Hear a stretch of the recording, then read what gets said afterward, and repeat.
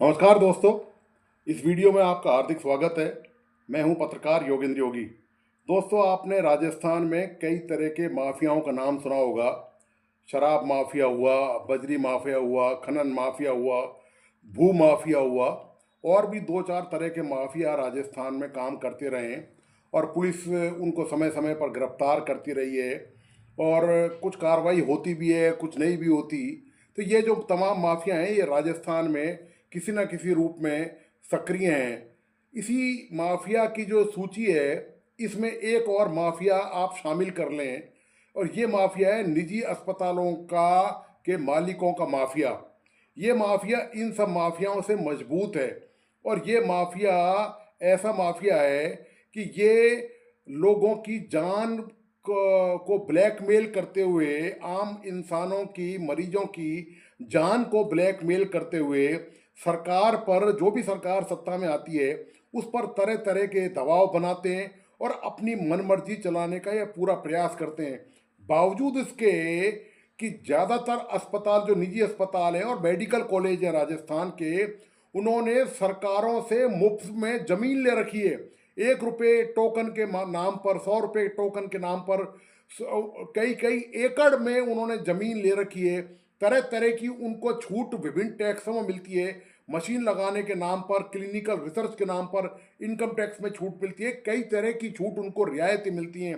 लेकिन जब बात कानून की पालना की आती है तो धमकी देते हैं, मरीज को बीच में लाकर सरकार को ब्लैकमेल करने का पूरा जोर लगाते हैं, पूरी ताकत लगाते हैं। अभी जो नया मामला चल रहा है निजी अस्पतालों के मालिकों का, वो यही चल रहा है। हुआ दरअसल ये है कि आप जानते ही हैं कि जयपुर के निविक अस्पताल के निदेशक डॉक्टर सोमदेव बंसल को पुलिस ने गिरफ्तार कर लिया। तो इसकी गिरफ्तारी के विरोध में राजस्थान के जो निजी निजी अस्पताल के जो चिकित्सक हैं, वो आज हड़ताल पर रहे और कल भी हड़ताल पर वो रहेंगे। तो ये जो उन्होंने कदम उठाया है और सरकार पर आरोप लगाया कि सरकार बहुत ही कठोर कार्रवाई कर रही है, और इसके अलावा जो निजी अस्पताल हैं, उन्होंने जो आरजीएचएस जो स्कीम है, जो आम लोगों के लिए फ़ायदेमंद है, जिसमें वो निजी अस्पतालों में इलाज करते हैं और सरकार उनका भुगतान करती है, उसमें भी विसंगतियों का नाम लेकर उसकी सेवाओं को भी ठप कर दिया है, या करने की उन्होंने चेतावनी दी है। दरअसल ये जो मामला डॉक्टर का है गिरफ्तारी का, पुलिस का कहना ये है कि अक्टूबर 2025 में जितेंद्र कुमार शर्मा ने जयपुर के मानसरोवर थाने में रिपोर्ट दर्ज कराई थी कि उनकी मां शशि शर्मा को 1 सितंबर 2025 को निविक अस्पताल में नीरो के इलाज के लिए भर्ती कराया था। अस्पताल में उनकी माताजी का इलाज शुरू कर दिया और उनसे इलाज के नाम पर लाखों रुपए वसूल कर लिए गए, जिसका कोई हिसाब किताब, बिल रसीद नहीं दी गई। जितेंद्र ने रिपोर्ट में कहा कि उनकी मां का इलाज कुछ समय तक आरजीएचएस में किया गया और उनसे लाखों रुपए नकद ले लिए गए। इस दौरान अस्पताल का प्रशासन आश्वासन देता रहा कि उनकी मां का इलाज अच्छा चल रहा है। हालांकि कुछ दिनों बाद जितेंद्र की मां की मौत हो गई। जब जितेंद्र ने अपनी मां के इलाज के दस्तावेज और इलाज की रसीद व बिल मांगे तो अस्पताल ने देने से इनकार कर दिया। वही फर्जी फर्जी रिकॉर्ड तैयार किया गया। पुलिस का कहना है कि जांच में पता चला कि अस्पताल प्रबंधक ने आरजीएचएस कार्यालय में जितेंद्र की मां को इलाज के लिए बार बार डिस्चार्ज दिखाकर दोबारा भर्ती किया दिखाया, और परिवादी की बिना सहमति से एक ही सहमति पत्र पर काट छांट करके अलग अलग डेट डालकर आरजीएचएस पोर्टल पर अपलोड किया गया। ये सब रिकॉर्ड है और ये सबूत है जो ये मिट नहीं सकते। आरजीएचएस ऑफिस ने अस्पताल के खिलाफ जांच में अनियमितता के आरोप प्रमाणित माने, और एफएसएल की रिपोर्ट के अनुसार भी दस्तावेजों में काट छांट करना प्रमाणित किए जाने पर संचालक डॉक्टर सोनदेव बंसल को गिरफ्तार किया गया। अब डॉक्टर बंसल को गिरफ्तार कर दिया गया तो माफिया, दोस्तों, माफिया जो है अपने गुंडागर्दी पर उतर आया। जो निजी अस्पतालों के मालिक हैं, जो कॉलेजों के मालिक हैं, वो पूरी तरह सरकार को मरीजों की आड़ में ब्लैकमेल करने लग गए। उन्होंने आज हड़ताल कर दी और कल भी शायद पूरे प्रदेश में हड़ताल रहेगी, और आपातकालीन सेवाओं से लेकर ओपीडी, आईपीडी, सारी सेवाएं बंद हैं। और दोस्तों दुर्भाग्य देखिए आप, जो Rajasthan medical college teachers association है, ये सरकारी डॉक्टरों का जो एसोसिएशन है, इन्होंने भी इनको समर्थन दिया है। आप ये देखिए कि चोर चोर मौसेरे भाई कैसे बनते हैं। क्यों? क्योंकि ज़्यादातर जो डॉक्टर हैं रिटायर्ड अस्पतालों के, सरकारी अस्पतालों के, और जो रिटायर्ड नहीं भी हैं, वो चोरी छुपे इन अस्पतालों में इलाज करते हैं, वो ऑपरेशन करने जाते हैं। तो दरअसल जब मिली भगत का मामला और कमाई दोनों हाथों से लूट कर हो रही है, सरकारी अस्पताल से तो हो ही रही है और निजी अस्पतालों से हो रही है, तो वो समर्थन तो दोस्तों मिलना ही मिलना है। तो सरकारी जो चिकित्सक हैं वो भी इनको समर्थन दे रहे हैं। दोस्तों मैं आपको बता दूं, ये कोई पहला मौका नहीं है। ये जब सरकारी निजी जो निजी अस्पताल गए हैं, उन्होंने मरीजों को बलि का बकरा बनाते हुए सरकार को ब्लैकमेल करने की कोशिश की है। 4 अप्रैल 2023 को राजस्थान की गहलोत सरकार, कांग्रेस सरकार, राइट टू हेल्थ का बिल लेके आई थी। उसमें यह प्रावधान था कि कोई भी अस्पताल किसी भी मरीज को किसी भी हालत में, खासतौर से इमरजेंसी सेवाओं के दौरान, भर्ती करने से इनकार नहीं कर सकता और उसका पेमेंट सरकार करेगी, लेकिन पहले उनको इलाज करना पड़ेगा हर हालत में। तो इसके विरोध में ये जितने भी अस्पताल हैं निजी, ये हड़ताल पर चले गए और कई दिनों तक इन्होंने, कम से कम 8-10 दिन तक हड़ताल इन्होंने लगातार जारी रखी। और एक आश्चर्य की बात और देखिए कि इनके समर्थन में जो सेवारत डॉक्टर हैं, सरकारी जो कर्मचारी हैं, वो सरकारी जो डॉक्टर हैं, वो जो रेजिडेंट्स हैं, राजस्थान के डॉक्टर्स हैं, वो भी हड़ताल पे चले गए। आप ये देखिए, मतलब आम मरीजों को एक अधिकार मिल रहा है अपने इलाज कराने का इमरजेंसी की हालत में, उसके लिए सरकार ने एक बिल बनाया, एक कानून पास किया। तो इसका निजी तो विरोध कर ही रहे हैं, क्योंकि उनके हितों पर जो सरकार से मुफ्त की उन्होंने सुविधाएं प्राप्त कर रखी हैं, उसके बावजूद वो इलाज नहीं करना चाहते और इसका समर्थन सरकारी डॉक्टर भी कर रहे हैं। कारण ये है ना दोस्तों, ये सब सारा मिली भगत का मामला है।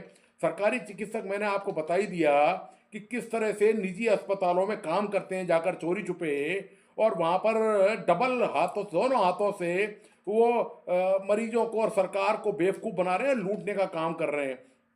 तो इसका दरअसल राजस्थान के कुछ सामाजिक संगठन, राइट टू एक्ट हेल्थ का जो बिल था, जब ये कानून बना और ये चिकित्सक हड़ताल पर चले गए, तो राजस्थान के कुछ सामाजिक संगठनों ने चिकित्सकों के खिलाफ विरोध भी किया था इस बात को लेकर।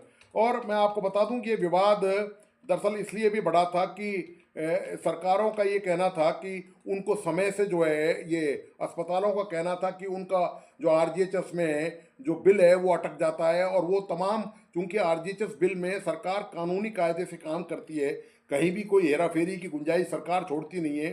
तो इस बात पर इनको बड़ी तकलीफ है निजी अस्पतालों को कि सरकार कानून कायदे से कैसे काम चल रही है।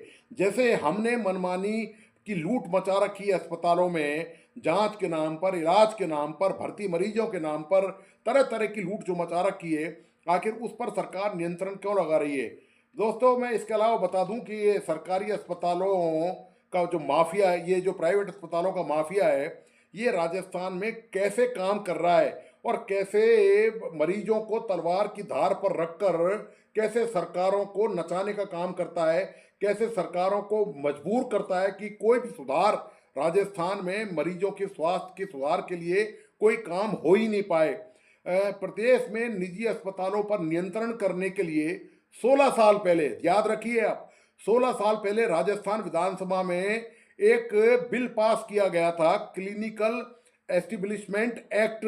ये एक अधिनियम पास किया गया जिसमें डॉक्टर और निजी अस्पतालों के संगठन के दबाव के कारण ये पिछले 16 साल से कानून का रूप ही नहीं ले पाया। ये जो सरकार वहाँ पर एक प्रस्ताव लेके आई थी विधानसभा में, तो डॉक्टरों की लॉबी कितनी ताकतवर है, कितनी मजबूत है। और इसमें ये था दोस्तों बिल में कि डॉक्टर और निजी अस्पताल, सरकार ने सिर्फ 50 पलंग क्षमता तक के निजी और सरकारी अस्पतालों का पंजीकरण तक कर इनको छूट दे दी थी, और इसके नियम दोस्तों आज तक नहीं बन पाए, और ये वहीं कहीं फाइलों में दबा हुआ है। ये जो सरकार ने जो बिल पास किया, ये कानून का रूप ही नहीं ले पाया। यदि ये कानून का रूप ले पाता तो जितने भी जो जांच होती हैं, जांच जो सरकारी अस्पतालों में आपको 20 रुपए में मिलती है, वही निजी अस्पताल 200 से लेकर 2000 रुपए तक जिसके वसूलते हैं, और कोई रिकॉर्ड नहीं है उनके पास कि जांच कर कौन रहा है। कोई अप्रशिक्षित जांच कर रहा है, जो ट्रेंड नहीं है, जिसके पास डिग्री नहीं है, वो जांच कर रहा है, या कोई ऐसा आदमी जांच कर रहा है जो जो जांच की जानकारी, जो जिसने जांच की पढ़ाई लिखाई तक नहीं की है। ये एक्ट भी इन डॉक्टरों ने मिलकर सरकार पर दबाव बनाया, और किस तरह नौकरशाही इनसे मिल गई। दरअसल बात यह है कि जो नौकरशाही है वो इनसे मिल गई, और ये जो एक्ट विधानसभा में 2011 में पारित किया गया था, ये जो जांच, क्लिनिकल जांच का मामला जो था, उसको इन्होंने दोस्तों लागू नहीं करने दिया राजस्थान में। आप ये देखिए कि किस तरह एक लंबा अरसा गुजर गया, और आज भी इनकी जो है दादागिरी इन निजी अस्पतालों की, अब भी इनकी दादागिरी हर तरह से चल रही है। मतलब सरकार से भी सारी सुविधाएं लेंगे, तमाम तरह की टैक्स में छूट भी ये लेंगे, और मरीजों को भी ये लूटेंगे। सबसे बड़ी बात ये, और कोई अकाउंटेबिलिटी नहीं है इनकी।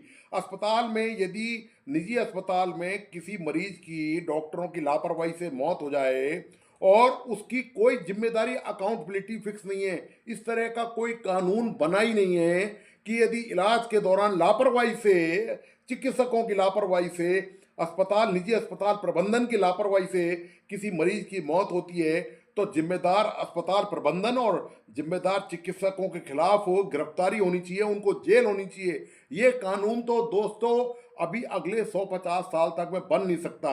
जब ये कानून ही सरकार लागू नहीं करवा पाई, जो मरीजों के अधिकार का मामला है, जो उनके उपचार से जुड़ा हुआ मामला है, इमरजेंसी में, घटना दुर्घटना में उनके भर्ती होने का मामला है, उनको तत्काल इलाज का दिए जाने का मामला है, जब सरकार यही इनसे लागू नहीं कर पाई, तो दोस्तों उम्मीद नहीं है कि सरकार ऐसा कोई कानून बना पाएगी जिसमें लापरवाही से मौत के मामले में इनको जेल हो सके। हाँ, ये एक अलग बात है कि ऐसे मामलों में जो पीड़ित परिजन जो होते हैं, वो जरूर जाकर कोर्ट कचहरी थानों के चक्कर लगाते हैं, और वो कई बार एफआईआर दर्ज कराने में कामयाब हो जाते हैं। लेकिन उसके बावजूद भी ये इतनी ताकतवर लॉबी है, इनका माफिया इतना जबरदस्त है दोस्तों, कि ये आगे कार्रवाई नहीं होने देते आसानी से।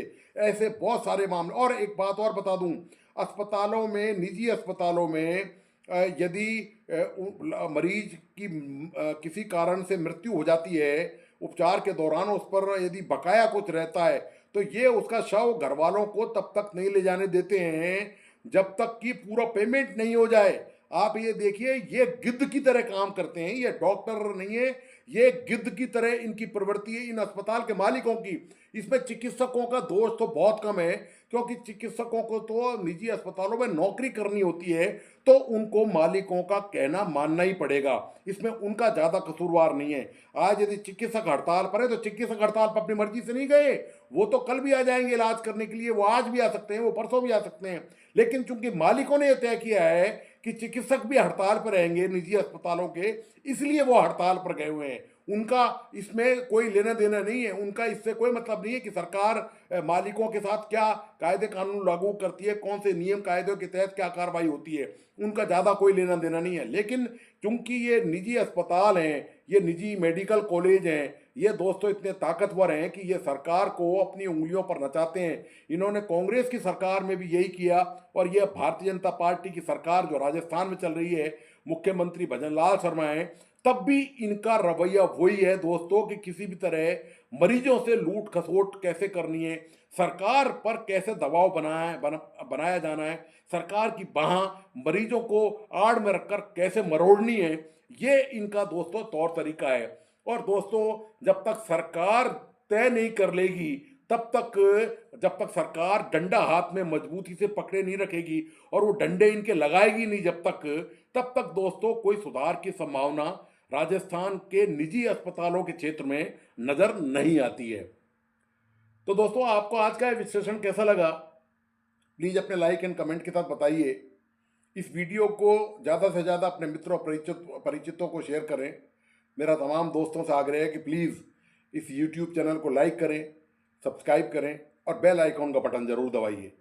धन्यवाद, नमस्कार।